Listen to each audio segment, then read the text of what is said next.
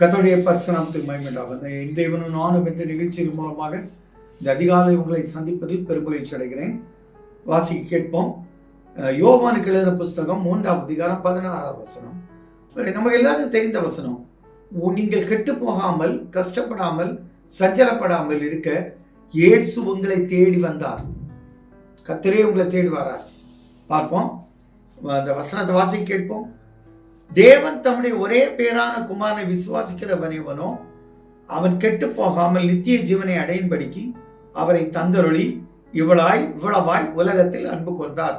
பாருங்க, நம்ம இந்த உலகத்தில் இருக்கிறோம், நம்ம மேல அன்பு கூர்ந்தார். நம்ம எல்லாம் இந்த உலகத்துல தானே இருக்கிறோம். உலகத்தில் அன்பு கூர்ந்தார்னா உங்க மேல, என் மேல கர்த்தர் அன்பு வைத்திருக்கிறார்.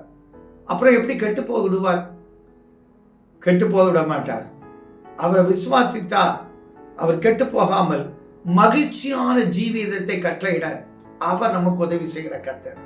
அதனால்தான் சொல்றார், அவளையே தந்தருளி உலகத்தில் அன்பு கூர்ந்தார்.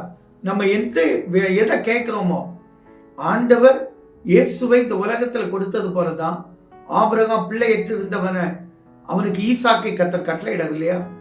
கொஞ்சம் தாமதமா இருக்கலாம், ஆனால் வாக்குத்தத்தம் பண்ணினவர் வாக்கு மாறல. அவன் இஸ்மவேலுக்காக வேண்டுதல் வைத்ததை கூட கர்த்தர் கேட்டருளினாரே. அந்த தேவன் என்று ஜீவிக்கிறார். சும்மா ஒன்றும் இல்லை.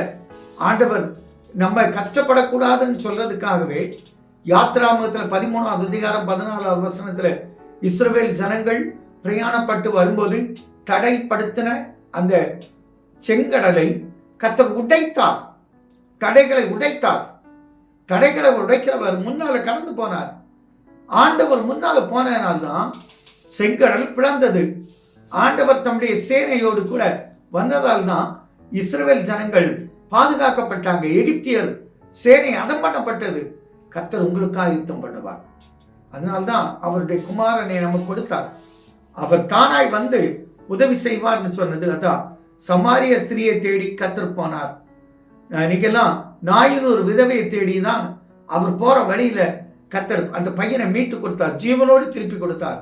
38 வருஷம் அந்த பெதஸ்தா குளத்துல இருந்தவனை தேடி போய் சுகத்தை கொடுத்த கர்த்தர் இன்று உங்களை தேடி உங்க இல்லத்துக்கு வந்து இருக்கிறார். உங்களுக்கு இன்னைக்கு அற்புதமும் அதிசயமும் அடையாளத்தோடு நடக்க போகுது. அதை பெற்றுக் கொடுங்க. கர்த்தருக்கு மகிமை சொல்லுங்க. கர்த்தர் நம்மை ஆசீர்வதிப்பார். இதனால தகப்பனே, இந்த அற்புதமும் அடையாளமும் இந்த நாள்ல ஆண்டவரே இந்த சத்தியத்தை கேட்கிறவங்க பெற்று அனுபவிக்க கிருபை செய்வ நல்ல பிதாவே. ஆமென்.